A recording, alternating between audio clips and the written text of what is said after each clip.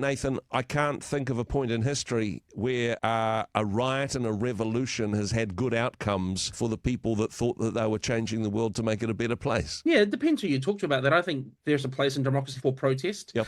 We would never endorse a pillar violent protest, but civil unrest is definitely called upon when the system Yep. is turned against the citizens. What I think, though, is that the world over, democracy is still the best system. Hmm. There hasn't been a better system, and no one would argue in their right mind that democracy was perfect. Yeah. It isn't perfect. I think there's this real cognitive dissonance where people haven't realized when they've arrived. Hmm. And a really good way to put it is look how many people are trying to immigrate to New Zealand. We just announced the parent visas and we were inundated with applications. We have a huge percentage of people trying to come to New Zealand. Yeah. That's not a mistake and that's not by accident. New Zealand is an amazing country. Hmm. We have an amazing system and an amazing society. When we fail to recognize that, defend that, and fight for that, that's when we start to lose it. So I think that people who are in this fantasy land in their own heads where there's a better system somewhere or there's better outcomes somewhere, what that is an avoidance of responsibility. That democracy is the best system that exists, we Yep. know, but it only works for you when you work for it, when you get involved and you participate and you take responsibility. There's this idea that we haven't arrived yet. We've absolutely arrived. We live in the greatest time in history,